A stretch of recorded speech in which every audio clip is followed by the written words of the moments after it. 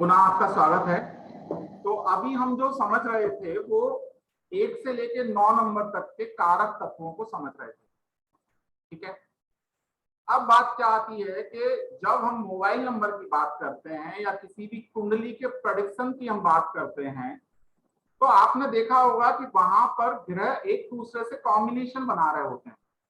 कहीं सूर्य के साथ में चंद्रमा बैठा है, कहीं सूर्य के साथ में बुध बैठा है, कहीं शनि बैठा है, कहीं राहु की दृष्टि जा रही है। आप लोगों ने अगर कुंडलियों के प्रेडिक्शंस में देखा होगा तो इस पर शनि की दृष्टि पड़ रही है, इस पर राहु की दृष्टि पड़ रही है।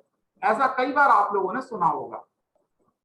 तो ये जो पूरा कोर्स है ये भृगुनंदी नाड़ी के ऊपर आधारित होगा। भृगुनंदी नाड़ी का मतलब ये है कि जब हम ज्योतिष की बात करते हैं तो ज्योतिष की कई सारी विधाएं होती हैं। ज्योतिष की कई सारी विधाएं कौन कौन सी होती हैं? जैसे एक होता है वैदिक ज्योतिष, एक होता है पारसरी ज्योतिष, एक होता है केपी ज्योतिष।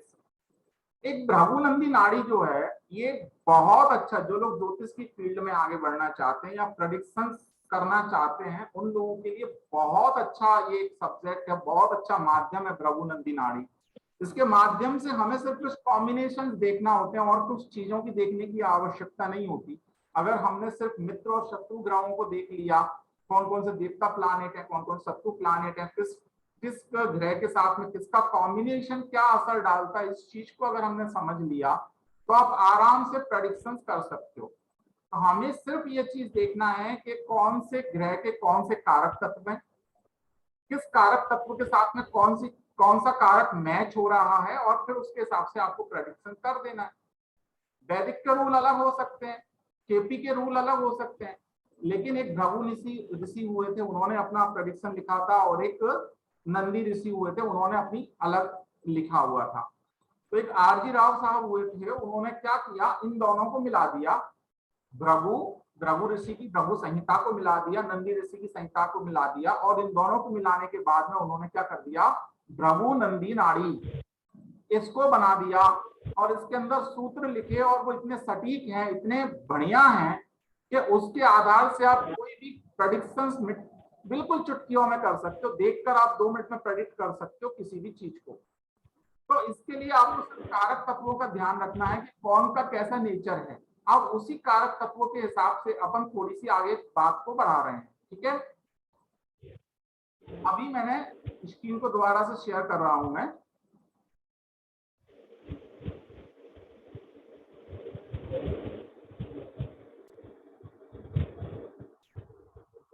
एक बार मैं थोड़ा सा म्यूट कर देता हूं सभी को, बैकग्राउंड ज्यादा आ रही है, कुछ पूछना होता है आपको।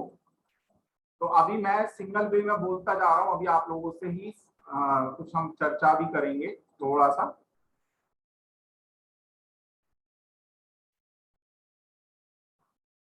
ठीक है, अभी अब हम समझते हैं कहानी के माध्यम से। कहानी क्या है?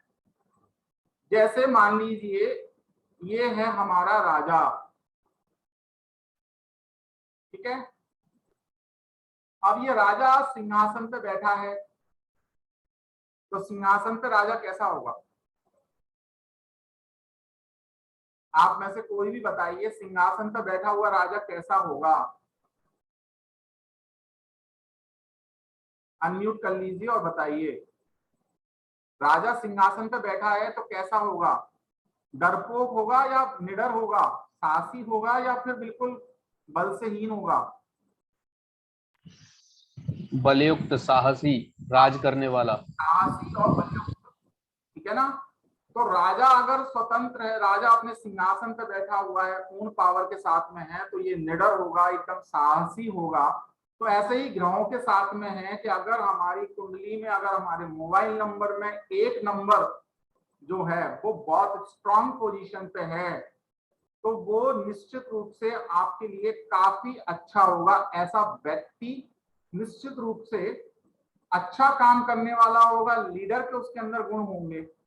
ठीक है, अब ये राजा सुबह से शाम तक अपना राजकाम में व्यस्त था। अब 2 नंबर मतलब चला गया रानी के पास, मतलब अपने महल में रानी के पास ये राजा पहुंच गया। अब क्या उस राजा का उतना रौब रहेगा या नहीं रहेगा?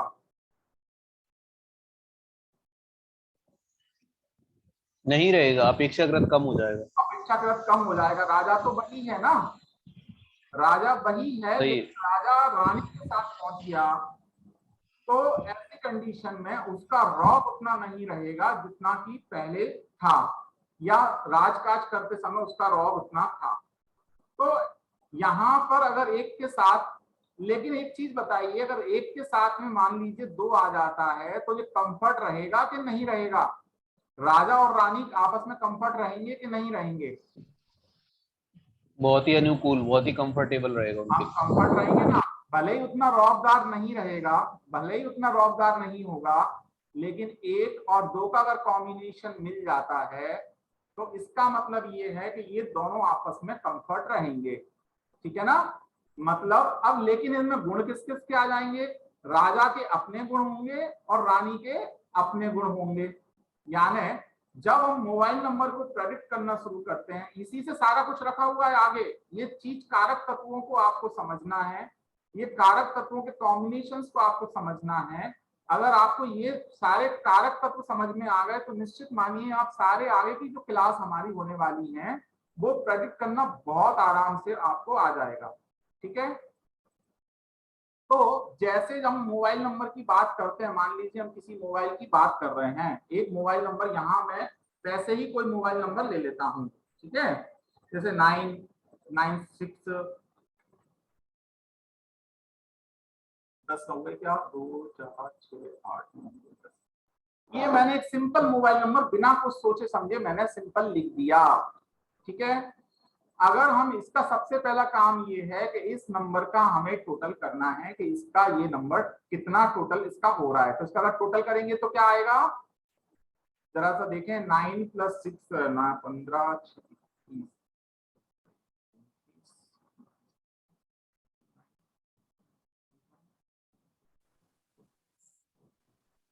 48 है ना, 48 आ रहा है ना, 48। 48। और 48 को अगर जोड़ दें हम 8 और 4 दोनों को जोड़ दें तो कितना आएगा, 12 आएगा, और 12 को फिर अगर जोड़ दें तो कितना हो गया, 3 हो गया।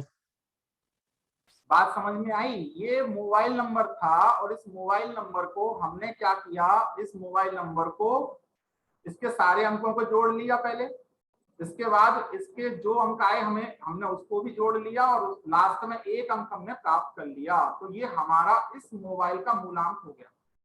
ठीक है? तो इसमें इस मूलांक वाले इस नंबर में किसके गुण होंगे, बृहस्पति के गुण होंगे ही होंगे। ठीक है?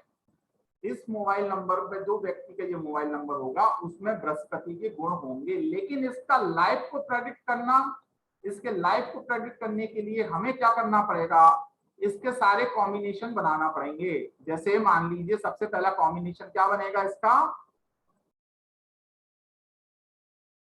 सबसे पहला कॉम्बिनेशन क्या बनेगा, 9 6, क्या कॉम्बिनेशन बन गया, 9 6।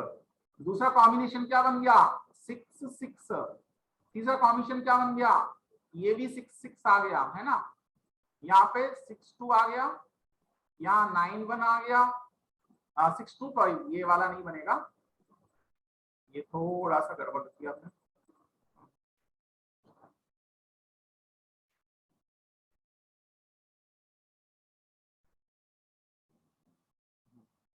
तो ये क्या बनेगा अभी, ये यहाँ पे 6 2 बना था, ये 2 9 बनेगा, 2 9, फिर बनेगा 9 1, फिर 1 2 बनेगा, 2 5 बनेगा, फिर 5 2 बनेगा। इस प्रकार से हमें इनके कॉम्बिनेशंस को देखना होगा कि ये आपस में क्या कह रहे हैं। ठीक है? जो कारक तत्व मैंने आप लोगों को बताए थे उस कारक तत्व को आपस में आप मैच कर दीजिए, कौन किसके साथ में कंफर्ट है, वही चीज हम अभी समझने वाले हैं। ठीक है? तो अभी बात करते हैं सूर्य और चंद्रमा, यानी 1 और 2, 1 + 2, मतलब 1 और 2 जहां आएंगे, जैसे इसमें देखिए 1 और 2 ये बैठा हुआ है। ठीक है? सर थोड़ी आवाज बड़ी करिए, आपकी आवाज कम आ रही। ठीक है, अभी ठीक आ रही है? हेडफोन लगाए हो कि नहीं लगाए हो? अभी नहीं लगा, हेडफोन नहीं है हमारे पास। हाँ कोई बात नहीं, अभी देखिए जितनी आवाज में बहुत मैं काफी पास से बोल रहा हूँ अब इस समय। तो 1 और 2, मतलब 1 और 2 देखिए ये कॉम्बिनेशन इसमें बैठा हुआ है। तो ये कॉम्बिनेशन किसका हो गया, राजा का रानी का। तो राजा रानी के साथ में कंफर्ट रहेगा या नहीं रहेगा, ये चीज हम बता चुके कि वो कंफर्ट रहेगा। मतलब राजा के साथ में सूर्य के साथ में चंद्रमा अगर बैठा हुआ है, this is a comfort position, ठीक है। लेकिन एक चीज आप याद रखिए कि रूल कौन किसको कर रहा है। एक के पीछे दो है तब भी ये वाली बात हो रही है, और दो के बीच में एक है, दो के पीछे एक है तब भी ये बात हो रही है। इन दोनों में कोई अंतर है क्या, 1 और 2 और 2 और 1 में कोई अंतर है क्या, नहीं बताओ। कॉम्बिनेशन के हिसाब से कोई अंतर नहीं है। कॉम्बिनेशन के हिसाब से कोई अंतर नहीं है, लेकिन ये राजा आगे है रानी पीछे है, रूल यहाँ रानी आगे है राजा पीछे है। अब आप सोचिए इस दोनों में क्या अंतर हो गया। कॉम्बिनेशन देखेंगे तो कोई अंतर नहीं है, लेकिन अगर देखा जाए तो वहां पे राजा के पीछे रानी है और आगे रानी के पीछे राजा है। तो दोनों के स्वभाव में अंतर हो गया क्या, नहीं हो गया। सही है, हाँ स्वभाव में अंतर आ जाएगा। दोनों के स्वभाव में अंतर आ जाएगा। 12 नंबर का जो कॉम्बिनेशन होगा वो अपने आप में काफी काफी रौबदार होगा, उसके अंदर निश्चित रूप से थोड़ी सी रानी वाले गुण होंगे, लेकिन सबसे ज्यादा प्रॉपर्टी सूर्य की होगी। लेकिन 20 नंबर वाले में वो व्यक्ति उसके अंदर चंद्रमा की क्वालिटी ज्यादा होगी और सूर्य की क्वालिटी उसके संदर्भ में कम होगी, है ना।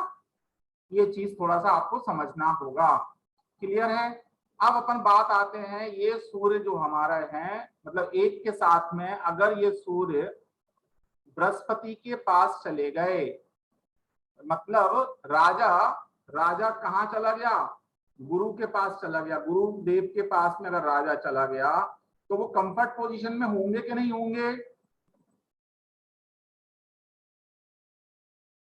होंगे, निश्चित रूप से होंगे। भाई राजा राजा अपनी मंत्रणा करने के लिए सलाह लेने के पास गुरु के पास जा सकता है कि नहीं जा सकता, बिल्कुल जा सकता है। लेकिन फर्क इतना हो जाएगा कि वहां अपना रौब दिखाएगा क्या गुरु के पास जाकर,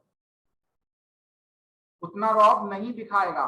तो अभी देखिए 1 के साथ में कौन सा कॉम्बिनेशन आ रहा है, मैं पूरे 1 से लेके 99 तक के कॉम्बिनेशन एक एक लिखवाऊंगा, आप चिंता मत करना। अभी मैं सिर्फ कारक तत्वों की बात कर रहा हूं, उस कारक तत्वों के हिसाब से आपको खुद प्रेडिक्ट करना सिखा रहा हूं कि इसमें कौन से नंबर के साथ में कौन सा कॉम्बिनेशन बनने से कौन सा प्रभाव पड़ेगा, ठीक है।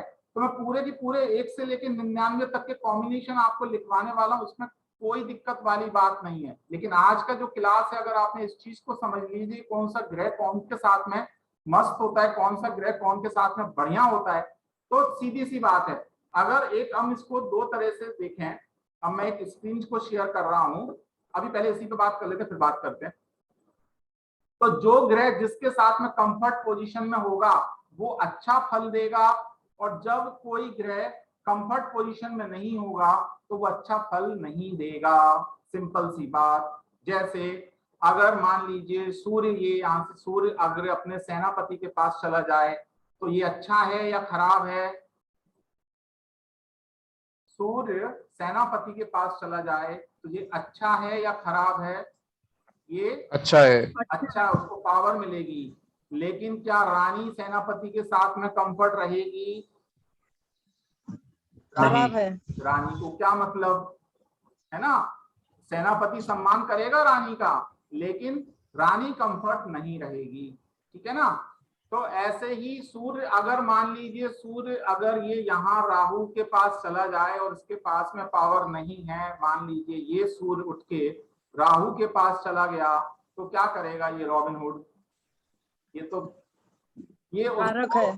सूर्य को क्या करेगा, नुकसान पहुंचा देगा, उसकी पावर को खत्म कर देगा। क्योंकि ये क्या बन गया, सूर्य ग्रहण। क्या बन गया, सूर्य ग्रहण। आपको पता है ना ग्रहण के बारे में, ग्रहण कौन लगाता है, राहु। नहीं।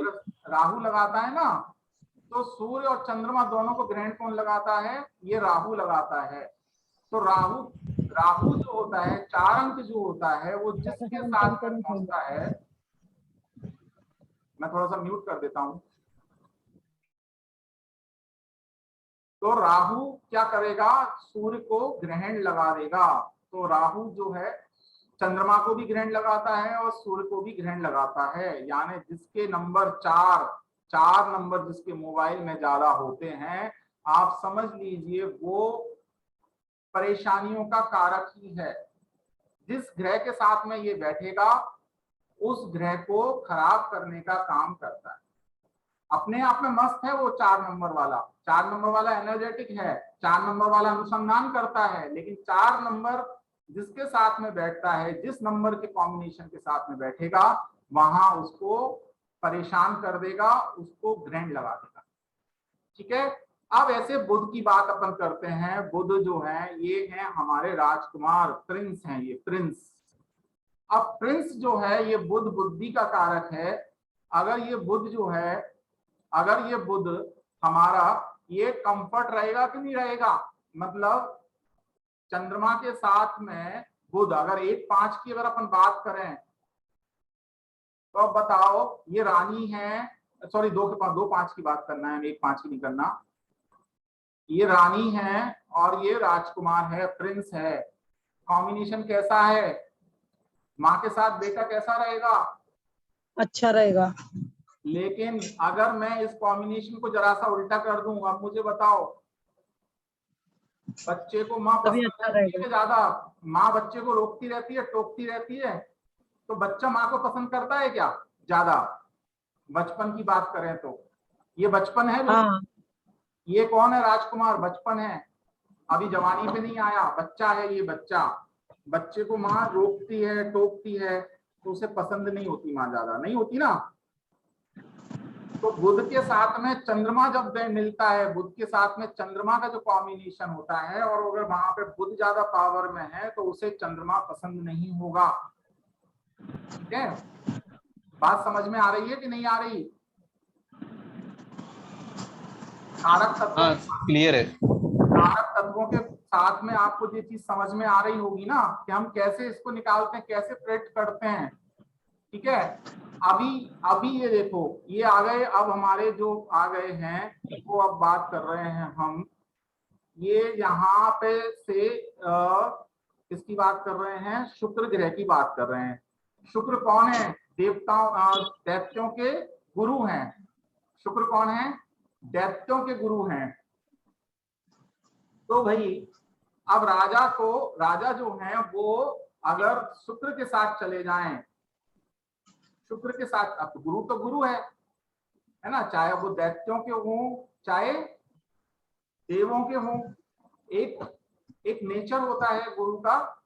तो उतना ज्यादा बुरा नहीं माना जाएगा कि भाई ठीक है एक राजा गुरु के पास गया है तो वहां पे भी एक वही स्थिति बनती है, उतनी पावरफुल स्थिति नहीं बनेगी जो 1-3 के साथ में बनी थी, लेकिन 1-6 के साथ में उतनी स्थिति पावरफुल तो नहीं है, लेकिन ठीक है उसको माना जा सकता है। अब ये आ गया केतु, 7 नंबर केतु।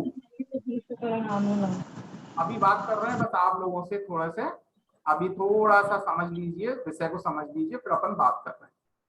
अब ये बात आ गई केतु की। केतु कौन है, केतु है लॉक। केतु क्या है, लॉक। जिस चीज के साथ में आ जाएगा उसको लॉक लगा देगा। लेकिन केतु अनुसंधान करता भी है, केतु आपको धर्म कर्म कराने वाला भी है, केतु आपको विदेश यात्रा कराने वाला भी है। तो जब किसी के मोबाइल नंबर में 7 नंबर की अधिकता हो जाएगी तो ये क्या करेगा, उस चीज को लॉक लगाने का कार्य भी करता है ना। तो जिसके मोबाइल नंबर में 7 नंबर ज्यादा आ जाए, समझ लीजिए व्यक्ति आध्यात्म से जुड़ा होगा, समझ लीजिए व्यक्ति उसको ध्यान ज्यादा पसंद होगा। ठीक है। और जिसके साथ में ये जुड़ जाए, जिसके साथ में सपोज दैट 5 के साथ में जुड़ गया, क्या कर दिया, व्यापार को लॉक, 5 नंबर से क्या देखते हैं, बिजनेस देखते हैं, बिजनेस को लॉक लगा दिया। ठीक है ना। एक और कॉम्बिनेशन होता है, जो एक चीज आपको मैं बता रहा हूं, 4 नंबर जो होता है वो राहु है, और राहु के पास सिर्फ क्या होता है, मुंह होता है। राहु के पास क्या है, मुंह। जो लोगों ने कहानी सुनी है उन लोगों को पता होगा 4 नंबर राहु मुंह सर होता है, और 7 नंबर केतु धड़ होता है। जब 4 और 7 एक साथ मिल जाए कहीं 4 और 7 एक साथ मिल जाए मतलब पूरा कॉम्बिनेशन हो गया, राहु और केतु दोनों की दोनों बैठ गए। और राहु और केतु के बीच में अगर सारे ग्रह आ जाए ना तो काल सर्प दोष बन जाता है। लेकिन एक बहुत अच्छी खासियत है इस नंबर की, किसी का 4 नंबर मूलांक हो, 7 नंबर भाग्यांक हो, ऐसा व्यक्ति अगर किसी को कुछ दे दे, किसी को दिल से दुआ कर दे, कोई चीज उठा के उसको दे दे, मान लो धूल भी दे दी ना, तो उस व्यक्ति के लिए दवा का काम करेगी, है ना। तो क्यों काम करेगी? क्योंकि यहाँ पे पूरा की पूरा मतलब केतु का क्या होता है, राहु जो होता है वो राहु सिर्फ सोचता है, विचारों को पूरा नहीं कर सकता, वो सिर्फ सोचने का काम करेगा। और केतु के पास क्या है, सर तो है नहीं, सोचने की शक्ति नहीं है, धड़ ही धड़ है। लेकिन केतु और राहु जब दोनों की दोनों कॉम्बिनेशन में आ जाते हैं तो ये इस प्रकार का एक संयोग बना देते हैं, ठीक है ना, ये चीज। अब बात करते हैं अपन शनि की। शनि 8 नंबर में है। अब शनि जो है छाया ग्रह है, शनि मेहनत करने का प्लानेट है, मेहनती है, बहुत मेहनत करता है शनि। लेकिन किसी के मोबाइल नंबर में अगर 8 8 8 मेरे नंबर में ही है 888, क्या करूं, 20 साल पुराना नंबर है ना, पहले तो पता नहीं था ना, मोबाइल नंबरोलॉजी तो बाद में सीखी। तो 888 ऐसा व्यक्ति बहुत मेहनत करेगा और उसको उतना मेहनत का फल नहीं मिलेगा। लेकिन इस कोर्स की विशेषता आपको मैं बता दूं कि इस कोर्स में मैंने आप लोगों को कहा था कि ऐसे मैं आपको टिप्स बताऊंगा जिसके माध्यम से अगर हमारा मोबाइल नंबर खराब भी है, मोबाइल नंबर में कॉम्बिनेशन गलत है, कोई नंबर मिसिंग है, तो उसको कैसे रेमेडी के द्वारा ठीक किया जाएगा, वो चीज मैं आपको बताने वाला हूं इस पूरे कोर्स में, है ना। तो ये चीज की खास बात रहेगी। तो मैंने एक ट्रीटमेंट कर लिया इसका। खैर, तो यहाँ पे शनि मतलब सेवक है, राजा के साथ में अगर सेवक जुड़ जाता है, 1 के साथ में 8 आ जाता है, this also a comfort position, क्योंकि राजा को सेवक के पास मतलब सेवक राजा के पास जाएगा तो उसे कोई परेशानी नहीं है, सेवक का काम तो सेवा करना है। लेकिन अगर सूर्य शनि के पास आ जाता है तो परेशानी होगी। दूसरी बात क्या होगी, सूर्य और शनि का कॉम्बिनेशन बहुत अच्छा कॉम्बिनेशन नहीं माना जाता। अगर कारक तत्वों के हिसाब से देखें तो सूर्य होता है पिता और शनि है उसका सौतेला पुत्र, और इन दोनों की आपस में बनती नहीं है। सूर्य रोशनी का कारक है और शनि छाया अंधकार का प्रतीक है। तो सूर्य और शनि दोनों अपोजिट ही होते हैं, ठीक है। इसी प्रकार से मंगल का मैंने बताया। तो ये कुछ कारक तत्व मैंने आप लोगों को बताए हैं आज, अभी थोड़े से कुछ समझाने की कोशिश की है। अभी हम बात कर लेते हैं थोड़ी सी, ठीक है ना, फिर उसके बाद में फिर हम अगर समय रहा तो फिर हम और चर्चा करेंगे।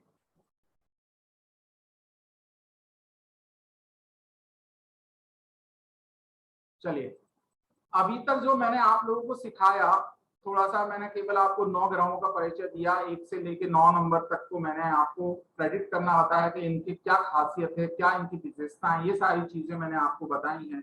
इसमें से कोई चीज अगर समझ में नहीं आई है तो आप पूछ लीजिए।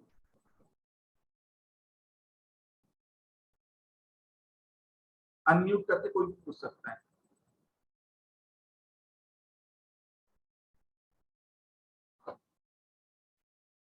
किसी को कुछ पूछना है? सर थोड़ा पहले का बताइए ना सर। हाँ, पहले का मैं बता देता हूँ। मैं हालांकि वीडियो रिकॉर्डिंग तो आपको सेंड कर ही दूंगा, फिर भी आप समझ लीजिए। मैंने अभी जो बात करी थी वो 1 नंबर से लेकर 9 नंबर तक की बात की थी कि 1 से 9 हमारे जितने भी प्लानेट होते हैं, अगर हम सूर्य से लेकर सूर्य के बाद में मतलब रवि, सोम, मंगल, बुध, गुरु, शुक्र, शनि, राहु, केतु, इन सब 9 प्लैनेट्स की हम जो बात करते हैं, ये 9 प्लैनेट्स को हमने एक एक नंबर का लॉर्ड माना है। जैसे 1 के लॉर्ड हैं सूर्य, 2 के लॉर्ड हैं हमारे चंद्र, 3 के लॉर्ड हमारे बृहस्पति, 4 नंबर के हमारे राहु, 5 के केतु, 6 नंबर के हमारे शुक्र, 7 नंबर के केतु, 8 नंबर के हमारे शनि और 9 नंबर के मंगल। तो ये ऐसे इन सभी ग्रहों को हमने नंबर में दिया हुआ है। और साथ में एक मैंने कॉम्बिनेशन आप लोगों को बताया है कि कौन किसके साथ में कंफर्ट रहेगा। तो इसके लिए मैंने आपको हर नंबर का एक कारक तत्व बताया है कि सूर्य कैसा होता है। सूर्य राजा होता है, अधिपति होता है, और लीडरशिप की उसकी क्वालिटी होती है ना। चंद्रमा का अगर हमने देखा तो चंद्रमा के लोग इमोशनल होते हैं थोड़े से, है ना, सॉफ्ट नेचर वाले होते हैं, हर चीज को बहुत अच्छी तरीके से करते हैं, है ना, कला प्रेमी होते हैं। ये 2 नंबर की खासियत होती है। 3 नंबर के लोग ग्रुप जो अंक होता है वो 3 नंबर के जो लोग होते हैं, ऐसे लोगों की एक खासियत मैं आपको बताऊं 3 नंबर वालों की, कि जिनका अंक 3 है, जिनका मूलांक 3 है, ऐसे लोगों की या तो 3 अंक वाले के साथ बहुत अच्छी बनेगी या बिल्कुल नहीं बनेगी। मतलब 2 गुरु आपस में अगर मिल जाएं तो या तो दोनों का अगर एक जैसा सब्जेक्ट हो, दोनों के विचार मिल रहे तो बहुत अच्छी छनने वाली है, या दोनों 3 अंक वाले अगर मिल गए तो वो इतने बड़े शत्रु होंगे कि आपस में एक दूसरे को देखना पसंद नहीं करेंगे, है ना। जब अहंकार आ जाए ना एक दूसरे को, मैं बड़ा, तो फिर समझ लीजिए कि वहां पे दोनों आपस में अच्छे दोस्त नहीं हो सकते। तो 3 नंबर वाला गुरु है, मान सम्मान चाहता भी और मान सम्मान देता भी, और ऐसा व्यक्ति जहां भी जाता है उसको मान सम्मान मिलता है। ऐसा व्यक्ति कुछ ना कुछ सीखता रहता है और आगे बढ़ने की कोशिश करता रहता है, ठीक है, और एक्सप्रेस करने की उसकी क्षमता अच्छी होती है। 4 नंबर की बात करें तो ये रॉबिन हुड है, जहां भी जाएगा वहां कुछ ना कुछ उपद्रव करने की कोशिश करता है। राहु की बात कर रहे हैं, लेकिन ऐसा व्यक्ति अनुसंधान में लगा रहता है, खोज करने में माहिर होता है, लीक से हटकर काम करने वाला होता है। तो ये 4 नंबर की विशेषता होती है। 5 नंबर से हम बिजनेस को देखते हैं, बुद्धि को देखते हैं, चतुराई को देखते हैं। तो 5 नंबर बुध है और उसको प्रिंस कहा गया है, छोटा बच्चा जिसको कहते हैं वो प्रिंस कहा गया है। ऐसे व्यक्ति विनोदी होते हैं, मतलब मजाक, हंसी मजाक करना इनका स्वभाव में होता है, बहुत हंसी मजाक करने वाले होते हैं, और कला प्रेमी भी होते हैं ऐसे व्यक्ति। 6 नंबर शुक्र है, इससे ऐश्वर्य देखा जाता है। 6 नंबर से ऐश्वर्य देखा जाता है, धन देखा जाता है, पत्नी को देखा जाता है, प्रेम, अच्छा बुध से प्रेमिका को भी देखा जाता है, 6 नंबर से पत्नी को देखा जाता है, ठीक है। 7 नंबर की जब हम बात करते हैं तो केतु की बात करते हैं। केतु आध्यात्म का कारक है, विदेश यात्रा का भी कारक है और मोक्ष का भी कारक है। अगर केतु ज्यादा पोजीशन में आ जाए, केतु लॉक का भी कारक है, तो लॉक लगाने का, अगर किसी भी चीज में केतु अगर पीछे लगा हुआ है किसी चीज के, तो उस चीज में वो लॉक लगा देता है केतु, ठीक है। 8 नंबर हमारा शनि का अंक होता है, मेहनत करने वाला सेवक की इसको उपमा दी हुई है। मेहनती लोग होते हैं, मेहनत में हमेशा आगे बढ़ने वाले होते हैं, मेहनत से ही काम करने वाले होते हैं, लेकिन ज्यादा मात्रा में, ज्यादा रिपीटेशन में अगर 8 अंक आ जाता है तो ऐसे लोग आलसी भी हो जाते हैं, ठीक है। और 9 नंबर हमारा मंगल सेनापति होता है। ये लोग थोड़े से उग्र स्वभाव के होते हैं, सेना और मिलिट्री में जाना पसंद करते हैं। ऐसे लोग जिस जगह भी पहुंचते हैं ऊंचा पद ही पाते हैं। ये चीजें मैंने अभी बताई थी 1 से लेके 9 नंबर तक की, और कॉम्बिनेशन के टाइम पे तो आप शामिल हो ही गए थे। हाँ सपना जी, समझ में आ रहा है? आ रहा है सर, रश्मि, आ रहा है समझ। रश्मि आपने पहली बार ज्वाइन किया है क्लास हमारा, आपको कैसा लगा? अच्छा लग रहा है सर, समझ में भी आ रहा है। हाँ समझ में भी आ रहा है, ठीक है। तो बाकी सब तो लोग हमसे पुराने जुड़े हुए हैं, वही हैं, आप हैं। कुछ लोगों ने आज ज्वाइन नहीं किया, शायद 3 बजे हमने क्लास रखा है इसलिए कुछ परेशानी हुई है, वो लोग रिकॉर्डिंग देखेंगे। और अच्छा, क्लास का टाइम फिर हम 7 बजे का ही रखें, 7 बजे ठीक है? कंफर्ट है सभी लोग 7 बजे? हाँ 7 बजे हाँ सर, ओके 7 बजे रखें। 7 बजे ज्यादा बेटर है सर। ठीक है, ठीक है, तो हम 7 बजे का ही टाइम रखेंगे कल से। तो आज हमारा एक पहला क्लास था जिसमें मैंने आपको कुछ इंट्रोडक्शन भी क्लास का दिया है। आप अगर ये चीज को, आप एक चीज बिल्कुल क्लियर कर लीजिए, ये चीज अगर आप लोगों ने लेके चले और इसको समझ लिया तो किसी भी तरह से आपको परेशानी नहीं आने वाली, ये मैं आपको चैलेंज कर सकता हूँ।